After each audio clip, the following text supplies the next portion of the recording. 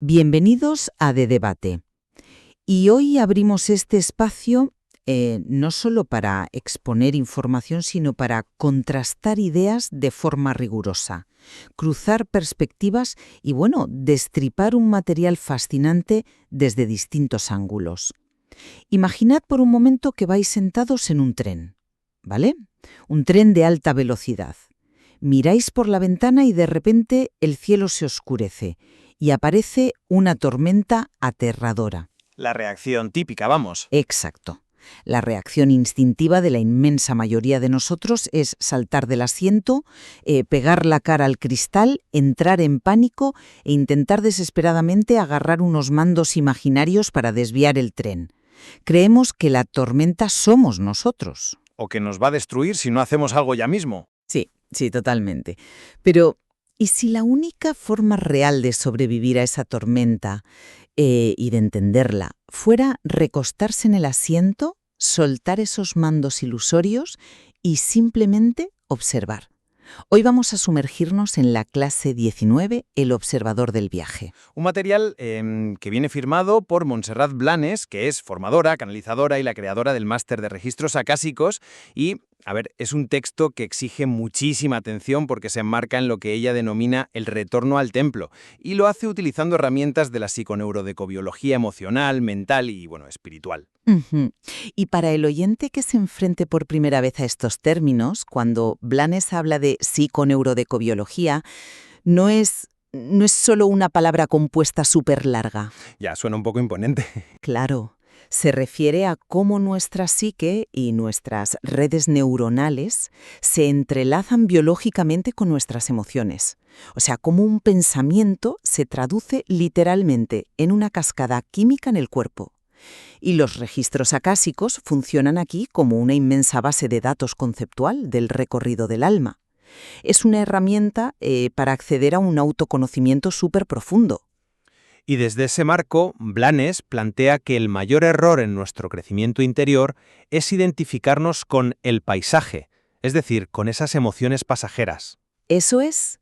Y su propuesta es alcanzar el estado de el observador, donde la directriz que da es clarísima. Ella dice, no lo cambies, no lo analices, solo observa. Y justo ahí es donde chocamos hoy, porque la pregunta central que tenemos que hacernos es, ¿representa este estado de el observador la herramienta definitiva para mantener el eje y la claridad mental? ¿O esta instrucción literal de no analizar y no cambiar corre el riesgo de fomentar una pasividad desapegada frente a las exigencias reales de la vida?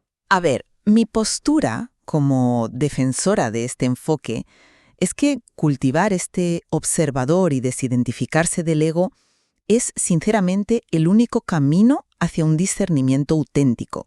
Es la única forma de actuar con claridad compasiva frente a la adversidad, en lugar de reaccionar, desde el trauma. Ya. Pues yo argumentaré que relegar a nuestra mente analítica al papel de un mero pasajero, limitándonos a observar sin intervenir, puede derivar en una evasión bastante peligrosa. O sea, una alienación que nos despoja de nuestra capacidad de agencia frente a situaciones que requieren acción inmediata y contundente. Bueno, pues empecemos diseccionando el diagnóstico que hace Blanes. En las primeras partes del texto ella identifica la raíz del sufrimiento humano, que es la fusión cognitiva. Lo expone de forma muy llana. Dice algo como, si aparece miedo, creemos que somos el miedo. Y psicológicamente esto es devastador. Nos fusionamos con la emoción hasta el punto de que anula nuestra identidad.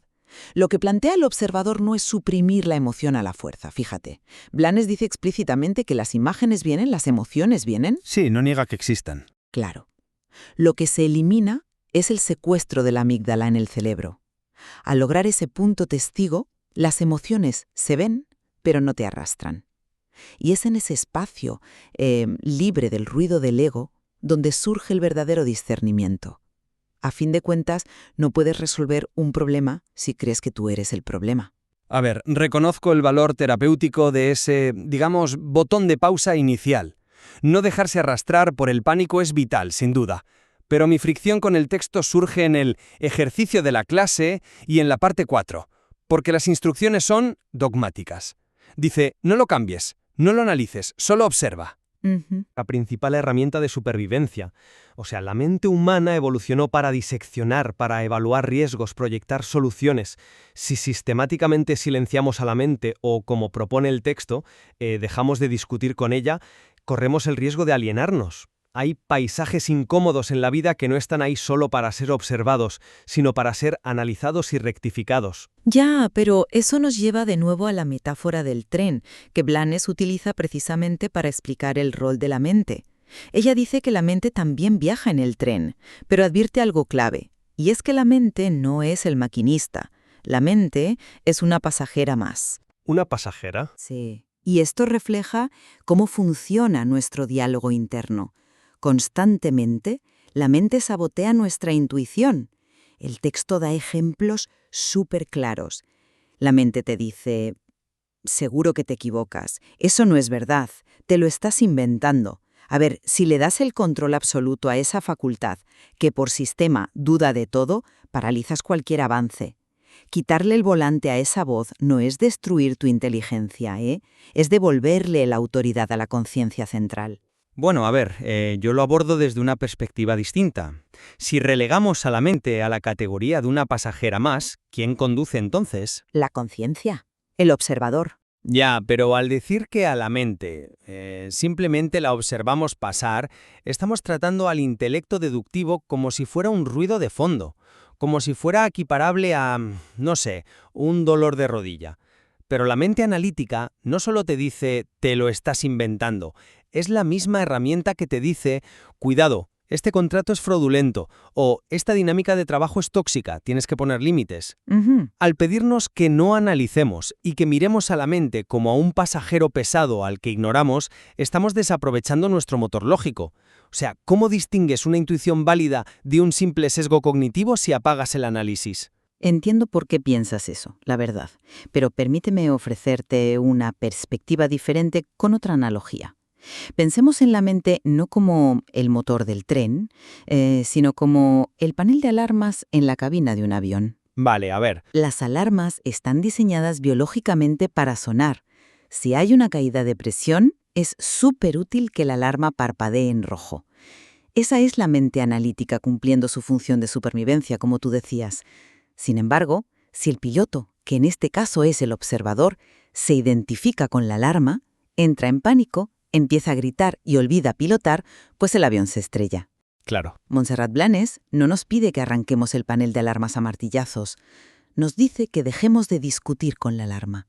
Observar la alarma sin que el pánico te secuestre neurológicamente es justo lo que permite que tu corteza prefrontal tome el mando y estabilice el avión. Te la compro. Te compro la metáfora de la alarma del avión. Ilustra muy bien la neurobiología del asunto.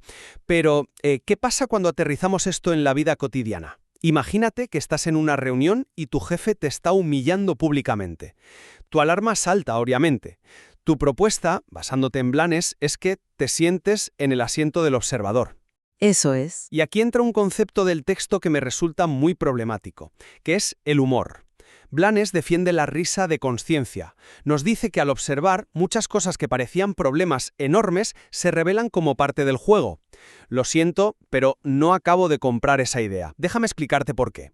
Dime. Si mi jefe me está humillando y mi reacción interna es reducir ese abuso a parte del juego con una pequeña sonrisa interior, ¿no es esa la definición de manual de la evasión? O sea, parece una forma muy sofisticada, disfrazada de superioridad espiritual, de echar balones fuera y no afrontar un conflicto real. Es que ahí hay que hilar fino con la definición que da Blanes sobre el humor. Ella misma desarticula esa crítica al distinguir entre la risa de evasión y la risa de conciencia. A ver la diferencia. Pues la risa de evasión es exactamente lo que tú describes, usar el sarcasmo, la burla o la condescendencia para no mirar el dolor. Es un escudo del ego, puro y duro. Pero la risa de conciencia, por el contrario, no minimiza la realidad objetiva de tu jefe gritando, surge al iluminar la maquinaria interna que agrava esa realidad. Ya. Fíjate, tu ego, que está evolutivamente diseñado para huir de leones en la sabana, procesa el grito del jefe como una amenaza de muerte inminente y empieza a generar historias. Soy un inútil, mi vida está arruinada. La risa suave del observador es ver ese mecanismo arcaico exagerando la nota. Pero el problema sigue ahí. Claro, el problema laboral sigue ahí, pero le quitas la capa de victimismo trágico. Al no gastar energía en el drama interno, tienes muchísima más lucidez para levantar la mano y decir, hasta aquí, no me hables en ese tono. Ya, pero esa interpretación tuya asume que la sonrisa interior siempre precede a la acción asertiva, y el texto insiste en que muchas cosas que antes parecían enormes problemas eran solo el ego dramatizando. El peligro de este enfoque es que la línea entre la risa de conciencia y la apatía absoluta es milimétrica. Si todo es un juego de la mente, si todo es el paisaje pasando por la ventana del tren, terminas por no involucrarte en nada. Y esto nos lleva a un punto donde la fricción es máxima, que es la percepción del mal. Adelante con eso, porque creo que es justo ahí donde la psiconeurodecobiología emocional de Blanes brilla con más fuerza. Pues a ver, Blanes expone que lo que etiquetamos como mal no es algo perverso en esencia, sino, y cito, expresiones de miedo, ignorancia, reacción automática o falta de consciencia. Ella es consciente de la gravedad y admite que, no porque esas acciones no tengan consecuencias, las tienen. Es un argumento convincente, pero ¿has considerado la aplicación práctica? Responder a ese mal simplemente viéndolos como conciencias dormidas, desde la comodidad del asiento del observador, me parece éticamente insuficiente. Ya veo por dónde vas. Entiendo el beneficio personal de no odiar, por supuesto, pero la falta de una reacción contundente es peligrosa.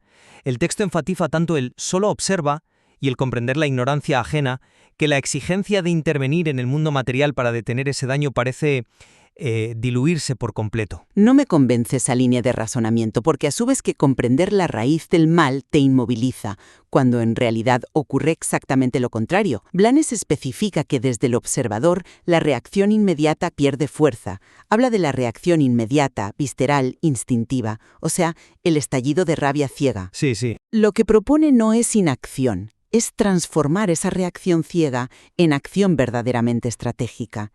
Piénsalo así. Si te enfrentas a una persona destructiva y reaccionas desde tu propio miedo o ira, estás operando desde la misma conciencia dormida que criticas. Estás combatiendo fuego con fuego. Bueno, pero a veces el fuego se apaga cortando el oxígeno de golpe, no solo observando cómo arde desde lejos. Exacto, pero para saber exactamente dónde cortar el oxígeno necesitas una claridad que el odio no te va a dar jamás. Vuelvo a la medicina. Un cirujano opera un tumor. Si el cirujano sintiera un odio visceral hacia el tumor, si se identificara emocionalmente con la injusticia de la enfermedad de su paciente, le temblaría el pulso y lo mataría. Visto así. Su desapego, su postura de observador, no significa que apruebe el tumor o que decida no extirparlo. Significa que mantiene su corteza prefrontal activa para hacer el corte preciso. Ver a quien causa daño como alguien dominado por el miedo no te obliga a abrazarlo. Te permite ponerle límites inquebrantables sin que su toxicidad corrompa tu propio temple interior. Fíjate, me gusta tu analogía del cirujano porque pone los puntos sobre las íes justo en mi argumento central. Un cirujano requiere años de intenso estudio, de diagnóstico y sobre todo de análisis crítico para saber exactamente dónde hacer la incisión. No entra al quirófano diciendo, no lo analices, solo observa. Claro, pero Para recapitular mi postura, valoro profundamente la arquitectura conceptual del máster de registros acásicos. La herramienta de encontrar el asiento del observador es un antídoto espectacular contra el secuestro emocional de la amígdala, estoy convencido. Pero mantengo mi advertencia sobre la literalidad del texto. Existe un riesgo inherente en elevar la suspensión total del análisis a la categoría de iluminación definitiva. La vida exige que, eventualmente, el observador se levante del asiento, encienda su intelecto deductivo y tome decisiones espinosas sobre el rumbo del tren. Y yo concluyo reafirmando que la enseñanza de la clase 19 de Montserrat Blanes es precisamente la llave para poder tomar esas decisiones con verdadero libre albedrío. Su aproximación a la psiconeurodecobiología emocional nos recuerda que no somos los nubarrones, ni somos el miedo, ni la ira que sentimos. Somos el espacio en el que todo eso ocurre. Desactivar la maquinaria del ego no es lavarse las manos ante el mundo. Es el requisito previo e innegociable para poder mirarlo de frente. Mientras la mente siga al mando, creyéndose el maquinista, nuestras acciones van a ser meros actos reflejos condicionados por heridas del pasado. Bueno, es innegable que ambos convergemos en celebrar la tremenda agudeza del texto al diagnosticar el problema principal. O sea, nuestra identificación automática con cada pensamiento es la gran fábrica de sufrimiento humano. Blanes acierta de pleno al señalar que soltar esos mandos ilusorios otorga una paz profunda. Totalmente. Donde seguimos difiriendo es en la fase posterior. Si ese no lo analices es un hogar permanente para la conciencia o simplemente un refugio temporal en medio de la tormenta antes de volver a la trinchera del pensamiento analítico. Una divergencia que sin duda invita a seguir tirando del hilo. A los oyentes les sugiero encarecidamente que exploren el trabajo de Montserrat Blanes y su máster de registros acásicos, porque este material alberga muchísimas más capas y matices que desafían nuestra forma habitual de procesar la realidad. Totalmente de acuerdo. Es un texto que, te guste más o menos su literalidad, te obliga a sentarte frente al espejo y cuestionar quién está realmente al mando de tus reacciones diarias.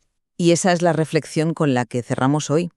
Independientemente de si os inclináis más por la pura observación o por reivindicar el análisis, hay una verdad ineludible que plantea el texto, y es que el tren sigue avanzando. Los paisajes van a seguir cambiando de manera impredecible. Siempre lo hacen. Así que, la próxima vez que la alarma de vuestra mente empiece a sonar con fuerza frente a un paisaje incómodo, la pregunta fundamental es: ¿quién se va a sentar a los mandos de vuestra experiencia? Gracias por escuchar The Debate.